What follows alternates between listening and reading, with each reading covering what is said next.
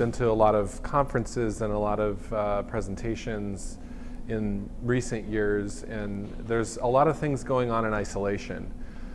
A systems-wide approach is not really happening on a large scale. There maybe are a few schools, a few classrooms, maybe a district or two who are really innovating in that area, but I think that education has been a little bit slow on the uptake when it comes to adopting the ideas of integrating technology in a way that truly changes instruction in the classroom. We looked at sustainability from the very beginning.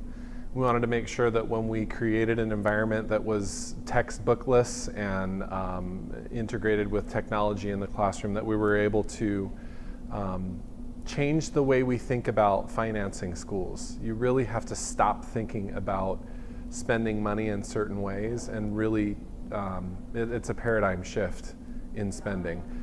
So we looked at tech sustainability. We have a tech sustainability plan. We looked at it in a systemic kind of way. If we were going to do this, what kinds of things need to be in place? What kinds of ideas have to be in place? How do we get buy-in from teachers? How do we get buy-in from community members and students? And so looking at it in that way and including those people in on making that plan was important in order to create a sustainable way to be able to purchase the devices that we needed, the technology that we needed, the content that we need, because it can't all be free. You have to use some proprietary sources. And then integrate that into your plans of future purchasing as well. So, you know, in 3 or 4 years when I need to replace all 1,100 Chromebooks at my high school, what does that look like to the district? And talking to the district and board members and looking at the funding mechanism to be able to say, you know, how do we look at this differently? Well, we're not buying textbooks anymore, which we typically would do on a cycling basis. Instead of doing that, we're looking at replacing the technology. And what are our ongoing costs with proprietary curriculum? What are we saving from going with open source, open educational resources? And so looking at it that way and really taking a systemic view, making a plan, including all of the stakeholders in that plan, and then moving forward with that plan, and then embracing the ambiguity of the plan as well, and knowing that next year I might find that that plan that I made needs to be revised because there's something new in the system that needs to be updated.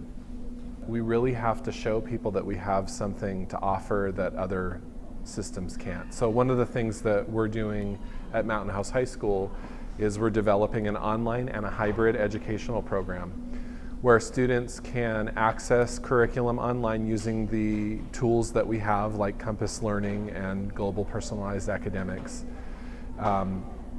Use that for the curricular piece of things, and then helping people understand that sure, you could go to an online charter school or other, purchase your own learning and homeschool your child, but you'll never be able to get access to a comprehensive high school's extracurricular and co-curricular activities.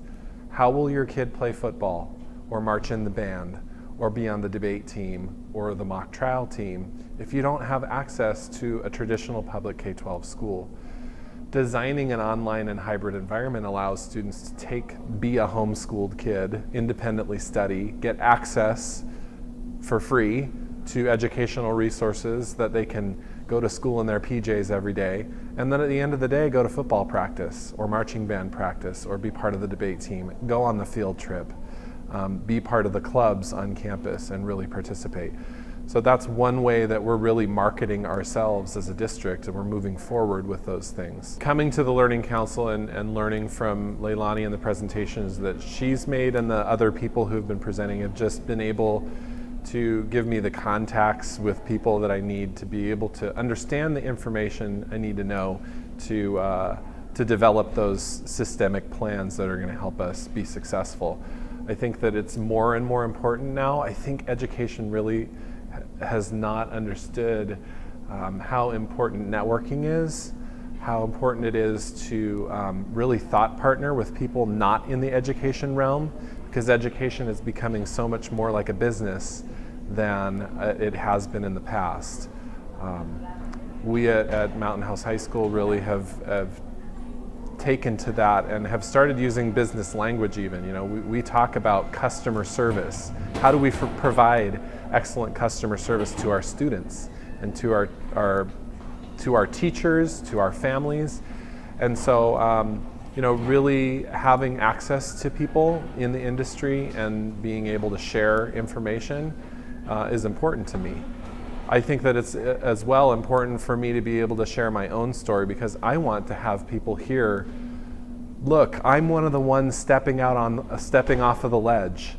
Can you help me?